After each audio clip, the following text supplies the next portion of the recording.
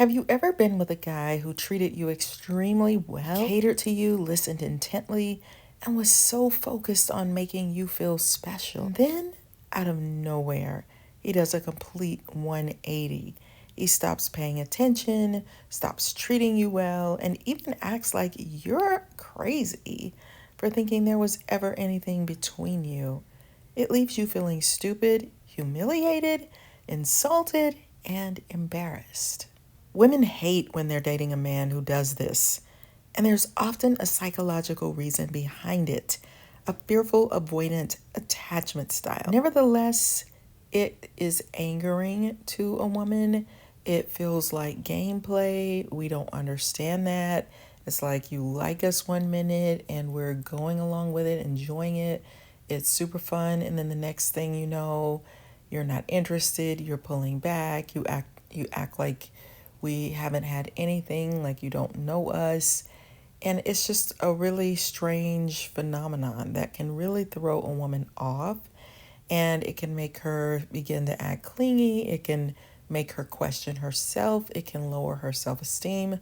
It is not a language that women speak. We do not understand that language. You might as well be speaking in code because we don't get it. And when people say, be yourself in a relationship, how can you be yourself when somebody flips from one extreme to the other and you're supposed to expect to know what to do and how to react to that? We have no idea. We just want to enjoy the relationship. We just want to get to know you, enjoy getting to know you, have fun with you, have talks, be ourselves, be our silly selves or our serious selves, because you seem to really like us. When you start doing all of those things, it makes us flip and not understand what to do. So now we're not being ourselves at all, and we're having to try different strategies and tactics to try to get back to where we were in the first place, but we don't get it. It doesn't make any sense to us. Know that acting needy and clingy is not going to work, but that's what's going to feel more natural and comfortable to you. So I'm going to give you some strategies that will work if you put in the work and you work to get in the correct state. There is a possibility that the man who's doing this to you is a fearful avoidant, which is someone who craves intimacy and connection, but is also deeply terrified of it. They long for closeness, but their past wounds and insecurities cause them to sabotage relationships just when things start to get serious. At first, the fearful avoidant man may come on strong. He showers you with affection, hanging on your every word and making you feel like the center of his world. But as soon as you start to reciprocate those feelings and the relationship deepens, he panics. His old fears and doubts resurface and he begins to pull away. Instead of communicating his feelings, he starts acting distant and cold. He may even lash out, criticizing you or making you feel like you're the one being unreasonable. It's his way of pushing you away before you have the chance to reject him. The whiplash is jarring and incredibly hurtful. 1 minute you feel like the most important person in his life, and the next you're left wondering what the world just happened and questioning your own sanity. Unfortunately, this pattern often repeats itself. The fearful avoidant man will draw you in only to push you away again and again. It's an exhausting emotional roller coaster that leaves you feeling confused, insecure, and unworthy of love. It's like the highs feel amazing. The attention, the closeness feels so good. But then he acts like, what are you doing? Why do you want me? Why are you acting like we're in a relationship? The good news is this attachment style isn't set in stone. With self-awareness and a willingness to do the inner work, a fearful avoidant can learn to overcome their fears and build healthy, lasting relationships. But it requires a level of vulnerability and emotional maturity that not everyone is ready for. It really feels like someone has turned on you, and That is the worst feeling in the world. It doesn't matter who it is. It doesn't feel good to feel like someone has befriended you and now all of a sudden they've turned completely on you. It's not cool. So if you find yourself in a situation like this, it's important to remember that his behavior isn't a reflection of your worth. You haven't done anything wrong. This is his own personal battle, and you can't fix it for him. The best thing you can do is set firm boundaries, communicate your needs clearly, and be ready to walk away if he continues to treat you with disrespect. Protect your peace and trust that the right person for you is out there. Someone who is ready to show up fully and love you the way you deserve. And all of this kind of reminds me of the Bible verse Genesis 3:16, which states, "Your desire will be for your husband, and he will rule over you." So this verse is often interpreted as describing the consequences Eve faced after sinning and being cast out of the Garden of Eden. The part about your desire will be for your husband and he will rule over you has been viewed as a prophecy about the power dynamics that would emerge in human relationships. I think we see this all the time. In the context of today's dating world, this verse speaks to a dynamic where women can become overly focused on and dependent on their male partners, while the men hold more control and authority in the relationship. And you may argue that this isn't the case, but in too many of them, this is the case. And the woman is constantly feeling this longing for her man. So here are some key ways that this situation, this push-pull dynamic where, oh, you're so amazing and I'm treating you with so much love, to flipping into, I don't know about you. So number one, desperation and neediness.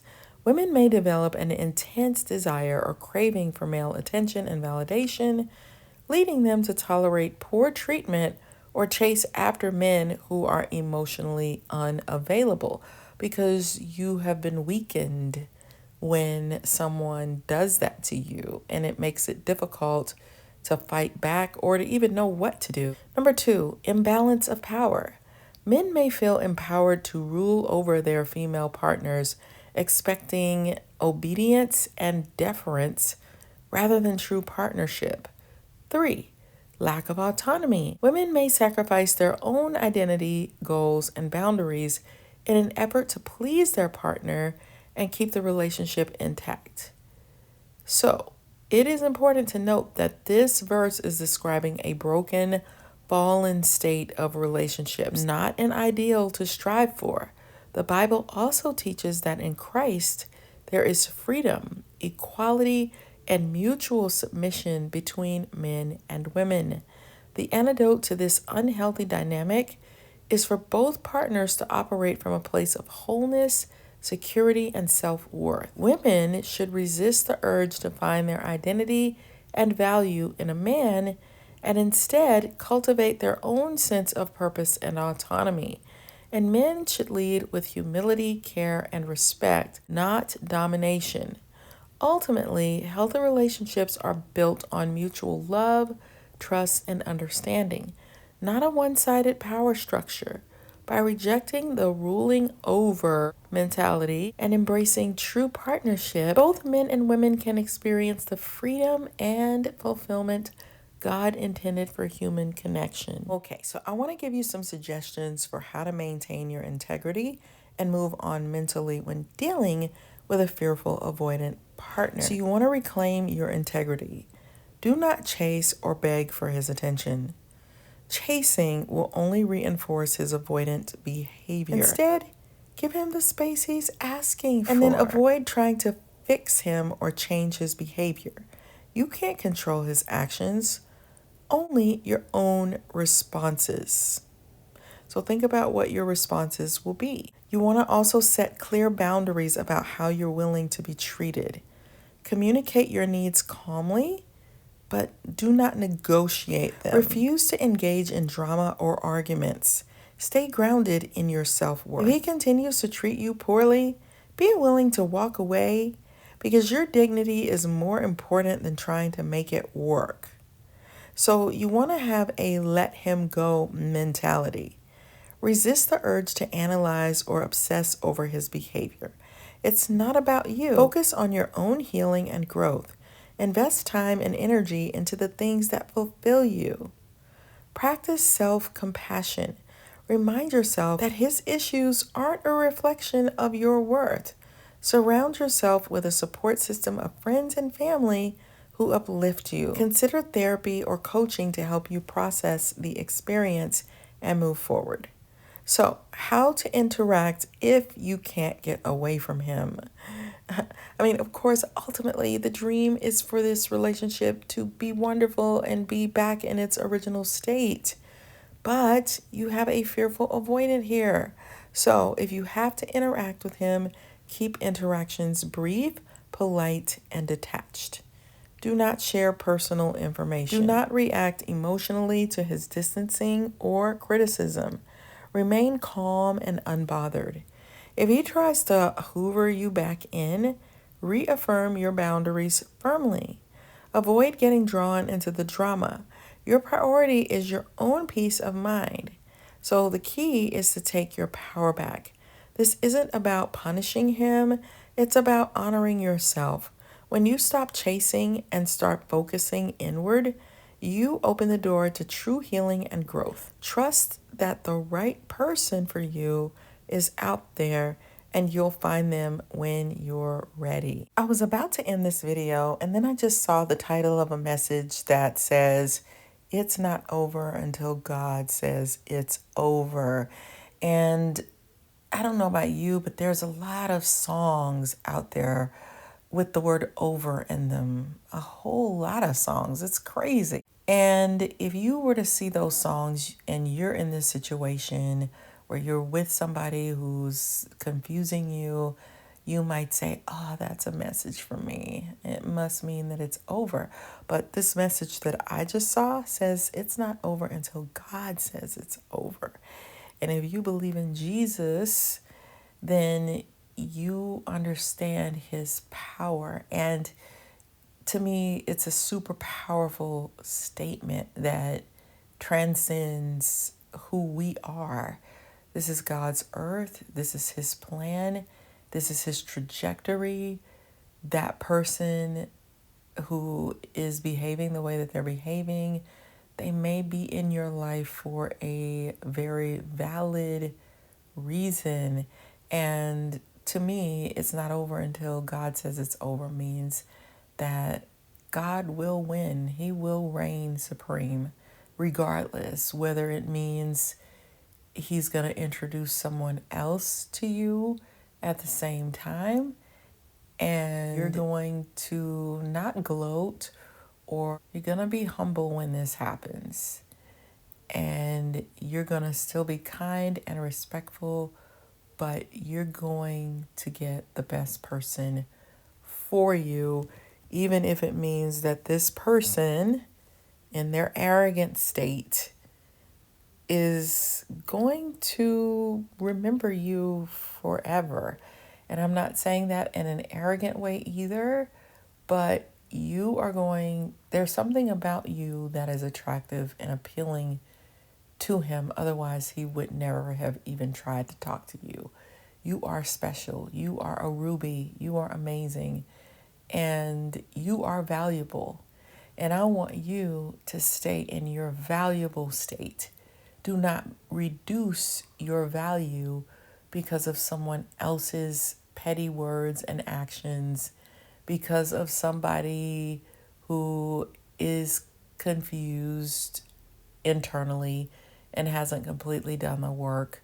Do not allow that to shift you into somebody that you are not. You keep being the role model. You keep being a person of grace, of integrity, of beauty. Exude character. Do not fall to pieces for this person. I want you to gather strength, because not only is he going to like you, but there is going to be other people who like you too. And you are very wanted and you are very treasured. And Jesus thinks that you are his child. You are important to him. And so you will get the victory, whether it's with this guy or with somebody else that he's going to bring into your life. And this could serve as a mirror or something for you to see, so that when Mr. Right does come along, you will have this stark contrast, and it will show you, you know what? This other person is amazing, right? But God might have work that he wants you to do in this person's life as well. You've probably been in a situation where you have been rejected unfairly, and you might be going through the situation right now, but there's a bigger power. Because right now you're probably putting this human being in this power seat where he's in charge, where he knows what he's doing, where you feel like, I've gone through this over and over again. Why do I keep going through this pattern of rejection? And it's saying that God is bigger than all of this. It's big. He's bigger than all of us. And you're not going through this without a reason. It also means that you may not have the strength right now to totally let go, but your pride and your ego is fighting every moment, every second of the day. Do you know who I am? And yet you're struggling to do it because there have been so many redeeming qualities. It also means that you're not in this alone, that you have God with you. So there's power in that, there's strength in that there's comfort in that. You're not alone to have to figure this whole thing out yourself by your own strength. You have Jesus who will strengthen you. So men pull back because either they are afraid, or they pull back as an intimacy mechanism, or because they're playing games. Either way, it's a very male thing. And when a woman can find the strength to step back, to pull back, to give him space, it elevates the woman. It gives her power. He has helped you in so many ways. You know that you're not crazy, that the two of you truly have a bond. Yes, there are guys that you have dated that have just been so-so. Maybe you were feeling desperate and feeling like that guy would do. But when you meet a man who resonates with you, like your souls connect, like you know this person has the potential to be a soulmate, even though you know that they can't be, that they probably can't be for whatever reason. But you may be in a situation where God can turn the whole thing around, where he can be full of surprises and show you something new or show you something different. Or he may elevate you. Like I said, he may bring someone else into the picture while you're still dating this guy. And so this guy will get to see, you know, you lost out on someone that someone else thinks is amazing, that you once thought was amazing. God is the biggest vindicator. So you don't have to feel like you're free falling right now, like you have to let go of this guy completely right now with a snap of a finger. It may not work that way. But in the meantime, hold on to your faith. Hold on to your integrity. Hold on to your value. Remember that you are beautiful. You are worthy. You are a gem. You are a gemstone. You are a phenomenal woman. You are a Proverbs 31 woman. And do not let this situation break you, because God is bigger than all of it. And he didn't bring this particular person into your life for no reason. There is a plan in place. Strong, not in a muscle sort of way, but in a, wow, This lady is the bomb.com. Like, she's sexy, she's hot, she's driven, she's amazing, she's strong-minded. I can't just walk all over her. It gives you an edge that most women do not have. So I think it's a way to elevate yourself in the relationship. If you can find the energy and the strength to pull back when he's pulling back instead of moving forward, you give him the space to think things through. You give him space to miss you. You give him space to make sense of his feelings without trampling all over him and keeping him in his fear state. Pulling back, even if you are a fearful avoidant female, is not natural for a woman. She might end the relationship or run from the relationship or feel overwhelmed and freaked out and scared, but pulling away as a tactic or not talking to him for 10 days is not something that comes natural to a female. Not that they won't do it. They might say, I need a break, and then they start to feel their feelings again if they're fearful avoidant, but it's not the natural instinct, if that makes sense. However, it's necessary in a relationship where your guy has a tendency to pull back, to retreat, to need space, to get away. I think it's a necessary thing to step back and give him the space that he needs to think a little clearer. Because if you come closer and he's freaking out, you're just going to freak out more. And the reason why this can work very nicely, although it feels very foreign to females, is because men are biologically wired to chase and pursue. Even though we have tried to change that, and some men have tried to change that, it can screw up your relationship when the man is not pursuing, not actively seeking you. It can really screw things up. So for him, it will work better because he's already geared up to chase you. So it resets that cycle all over again so that he can start to pursue you again. It doesn't work as well in reverse because women don't have a natural instinct to pursue. And when she does pursue and she's fearful avoidant, it just activates her anxious state. It activates the anxious state in the female and it activates the anxious state in the male when the woman starts to try to chase and pursue. It usually doesn't work very well. And if you do that, you could be setting up your marriage for a problem. And I've seen people do that where the woman is buying the man tennis shoes and buying him jewelry and I'll pay for the meal and you don't have to hold the door open for me. And then when they get in the marriage, the guy's like, okay, I don't have to do anything. And the woman is furious and mad and irritated and doesn't feel very wanted and feels like he's lazy and he's not, it just doesn't work. So even though women may not understand a guy's pull away, even though for some of them it is gameplay also, but for some of them it is a fear state and they need a moment to retreat.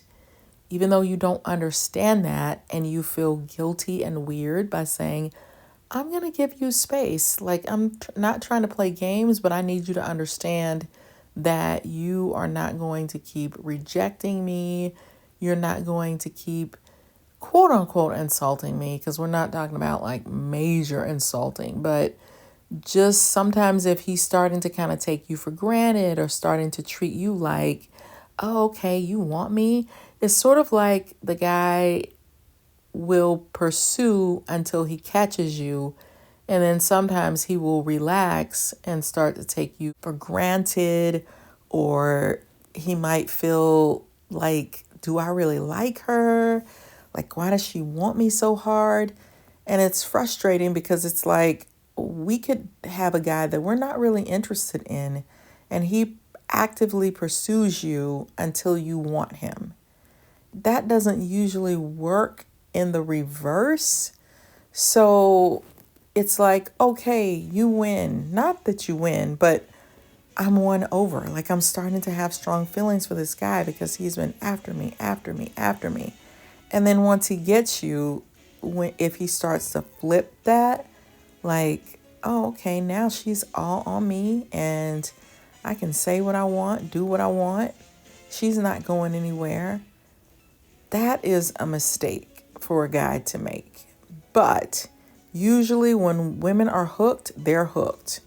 So you don't want to teach him that he can just treat you any kind of way at that point, because he doesn't feel like he needs to pursue you anymore. He's got you. So now he can go back to his old ways. You want to keep him on his toes a little bit. And like I said, even though it doesn't make sense in female world, it makes sense in male world. They are geared to pursue. So I don't want you to be afraid to pull back when you notice that he's starting to act silly, take you for granted. You got to let him know. And it's better to do it non-verbally. A lot of times, you don't have to say anything. You just let him know. Like, I'm not answering you right away. Not right now. I'm not okay with how you've been acting. So if you don't want me, I'm strong enough to go somewhere else because I'm valuable. So when you pull back, you add value to yourself, but it feels so uncomfortable. It's not a natural state for a woman. Also, if you study Myers-Briggs like I do, which is why I wrote the book From ENFJ with Love, so that you can understand the 16 different Myers-Briggs personality types. So check out that book. I'll put the link in the description box. But if you understand that 75% of women are feelers, 75% of men are thinkers, which means that men are more objective about things. And so when you're talking about romance, now they're getting into their feelings, and that might be uncomfortable for them. So have a little compassion for the guy. Especially if he's fearful, avoidant, have a little compassion.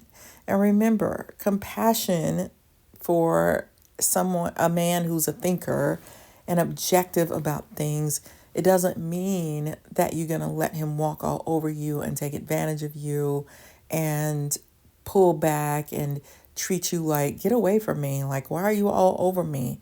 Like, why you all on my... I'm not talking about that type of compassion, because rubbing his back and being all in his face when he is freaking out is going to make things worse. You're going to freak him out.